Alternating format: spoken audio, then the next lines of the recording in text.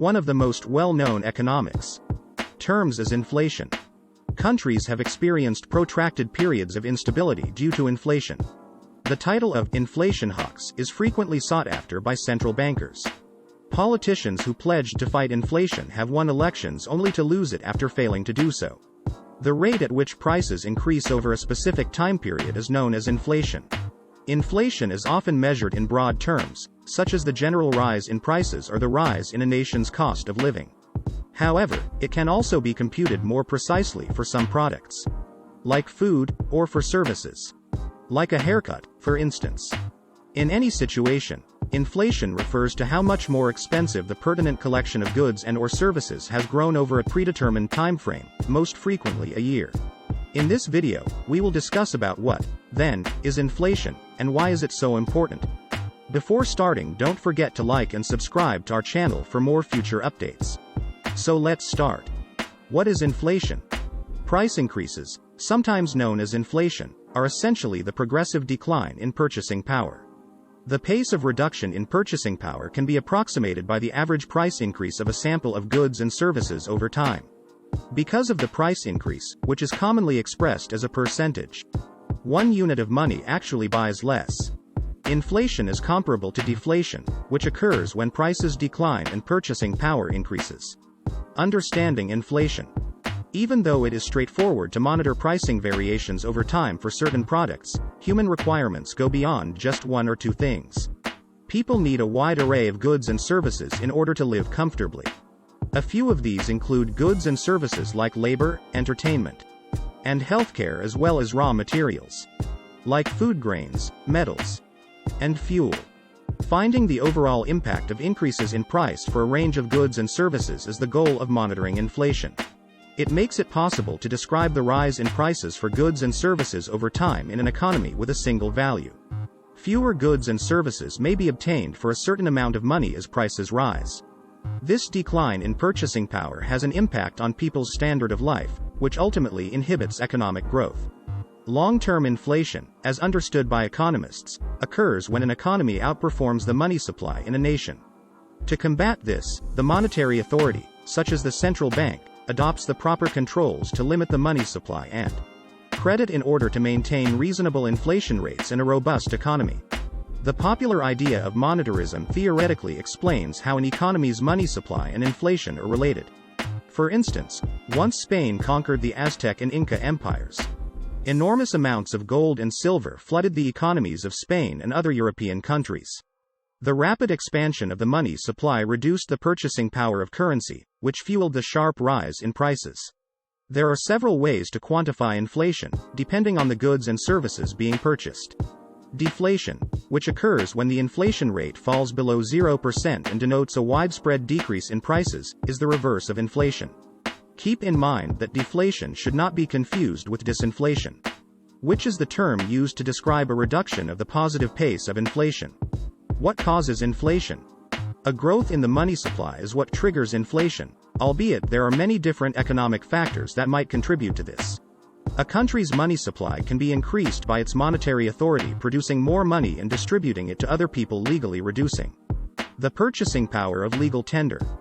The most popular way to produce new money as reserve account credits through the banking system is to buy government bonds from banks on the secondary market. All of these circumstances result in the money's eventual loss of purchasing power. This leads to the identification of three different types of inflationary mechanisms: demand pull inflation, cost push inflation, and built-in inflation. Demand pull effect. Demand pull occurs when consumer access to credit and money grows more quickly than the economy's capacity to produce those goods, leading to inflation. As a result, demand increases and prices rise. Since more people have more money, consumers are happier as a result of this. As a result, more money is spent, which causes prices to increase. Prices rise as a result of a demand-supply mismatch caused by increased demand and a less flexible supply. Cost push effect. Inputs used in the production process are impacted by price increases, which causes inflation. As more capital and credit flow into the commodity or other asset markets, prices for all types of intermediary goods rise. This is especially evident anytime a negative economic shock has an impact on the supply of significant commodities. These modifications raise the cost of the finished good or service, which raises consumer prices. For instance, oil prices suffer a speculative boom when the money supply is raised. This suggests that rising energy costs could affect consumer prices, which are reflected in several inflation indexes. Built-in inflation. Built-in inflation is connected to adaptive expectations, which is the idea that people expect current inflation rates to continue in the future. As the cost of goods and services rises, people may anticipate a continued increase at a similar rate in the future. Therefore, in order to maintain their quality of living, workers may ask for greater prices or salaries. Their rising wages raise the price of products and services, and this wage-price spiral keeps going as one factor fuels the other and vice versa. Corporate financial statements. In a balance sheet, fixed assets are valued at their acquisition costs or their historical costs. These expenses may be drastically discounted in comparison to their current market rates. Some businesses might be able to add this historical current cost differential to their assets, albeit it is difficult to make generalizations in this situation. Their equity positions would rise as a result, and their debt-to-equity ratios would improve. When there is inflation, businesses that use the latest in first out, LIFO, inventory cost estimation approach closely match costs and prices. The LIFO valuation inflates cost of sales and understates inventory value, which reduces reported earnings without going into the nitty-gritty of accounting. Financial analysts prefer the use of LIFO valuations over other methodologies like first in, first out, and average cost. Because they have a more subdued or cautious impact on a company's financial status, aside from any earnings that are earned. Market sentiment. The BLS releases figures on the CPI and the Producer Price Index, two significant inflation indexes, each month. These indexes serve as the two most important measures of both wholesale and retail inflation, respectively. They receive a lot of attention from financial analysts, and they receive substantial media coverage.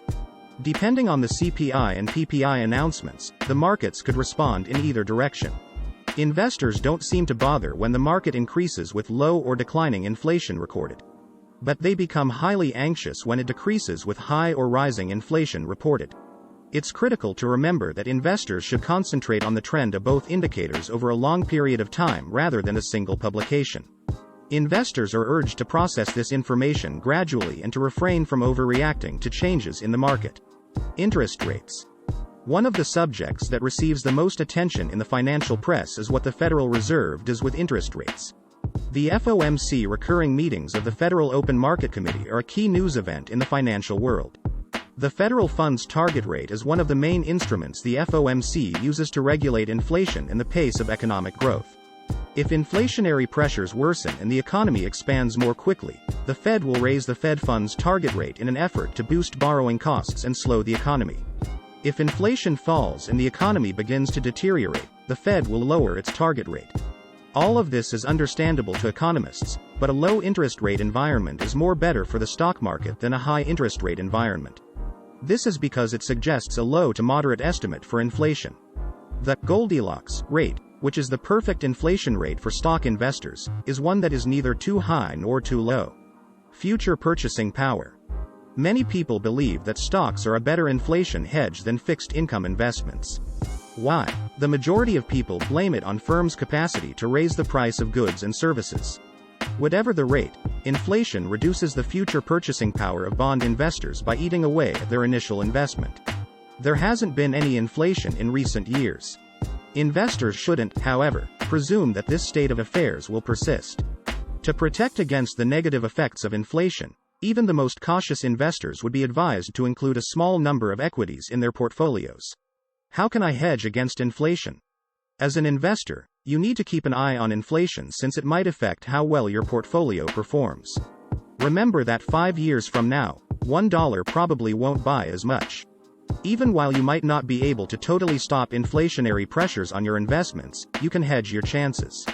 Consider adding gold to your portfolio, which has traditionally been regarded as a hedge against inflation. In addition, rather than solely employing fixed income investments, you might want to diversify your portfolio by using index funds, real estate-based investments, and various asset classes. This is it for today's video. What do you think of our video? Feel free to share your thoughts in the comment section below. Don't forget to like and subscribe to our channel for more future updates. Thanks for watching.